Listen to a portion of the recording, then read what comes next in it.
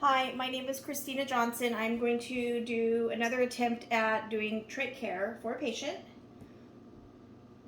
First, I've gathered my supplies. I am on my way to my patient's room. I am working with what I have, just so you know.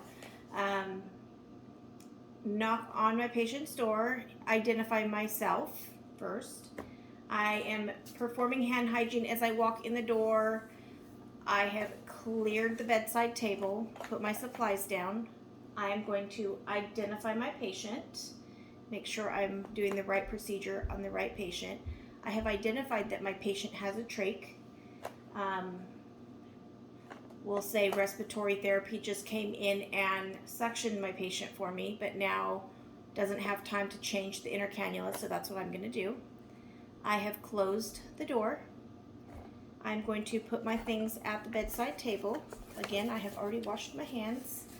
I am going to put this nice little nifty mat down because it's always nice to have like a little clean workspace.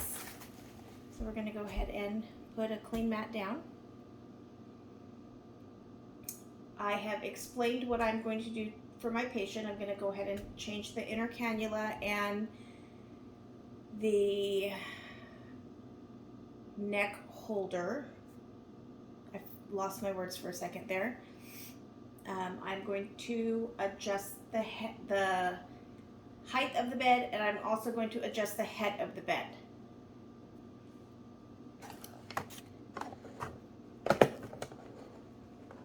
I am going to put on a face shield.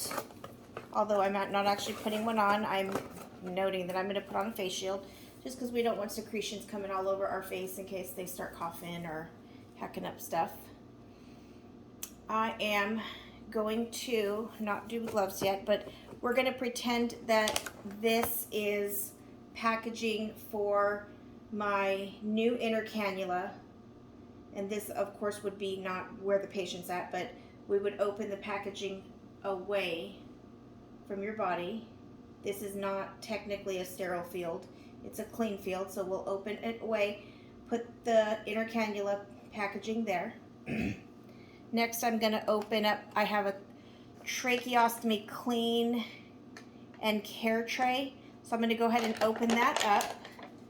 It did not come with a little sterile cup. So I kind of put one in there, and I probably put it in wrong because the packaging is sterile and it should actually be underneath the sterile gloves because you shouldn't touch anything in this packaging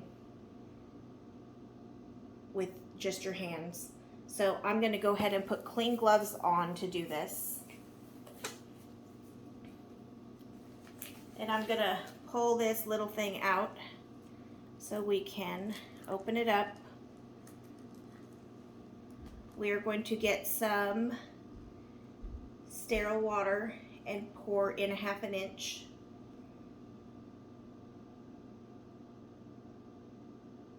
And I am going to, I've got my clean gloves on. I'm going to go ahead and remove the oxygen from the patient. I've got my water there. I'm going to remove the oxygen from my patient.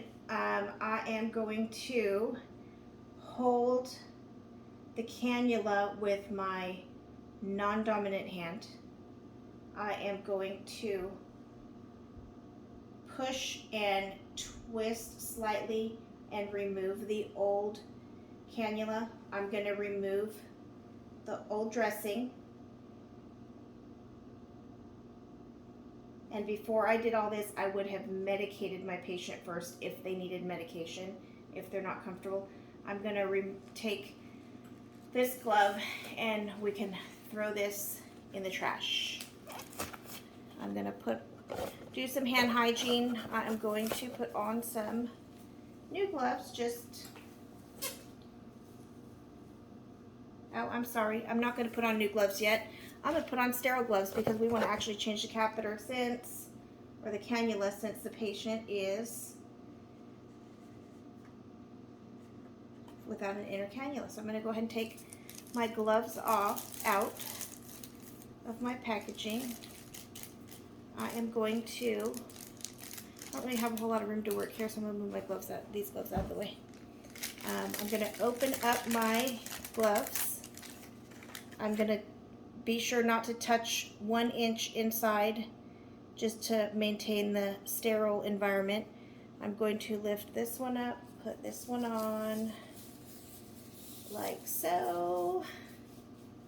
I'm going to go ahead and lift this one up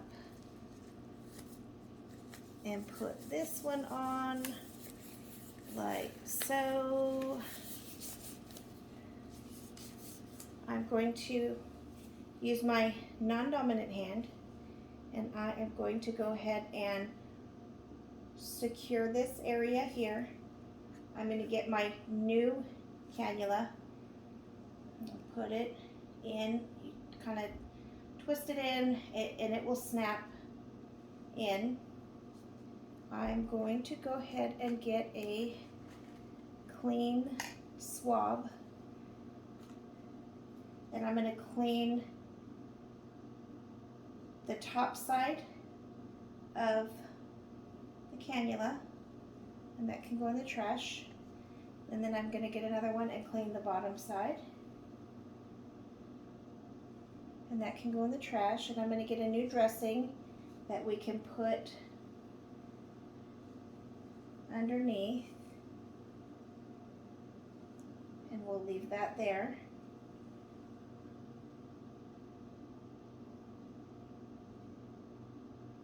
And while I still have sterile gloves on, I can go ahead and, since this has been cleaned, it has been replaced, I'm going to put the oxygen source back on if I'm able to. I will ask for help to change the neck collar. If there's no help around, sometimes if the patient's alert, you can do it that way. If the patient's not alert, you kind of want to have the trach collar around the back of the neck so you can secure it.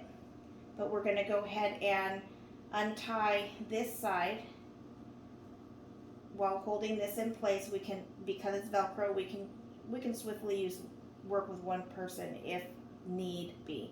It's always a good idea to have 2 people though. We're going to hold this in place just so it doesn't move out of place. We are going to undo this Velcro, stick the new one in, hold it securely on this side now with the patient there, and just so the trach does not come loose. And we can undo this side with our other hand and pull the new Velcro strap. And you want to make sure that you can fit 2 fingers in there, not super snug, but snugly enough, but it's not too tight. And then you're going to make sure the patient's okay, make sure that check their respirations, check their oxygenation. We're going to go ahead and remove our gloves. I can start cleaning up. I can make sure the patient is comfortable, lay them back if they want to, ask them if there's any pain or discomfort. If there is, we can always adjust the trach collar slightly. Make sure, again, assess their respirations and their oxygenation status.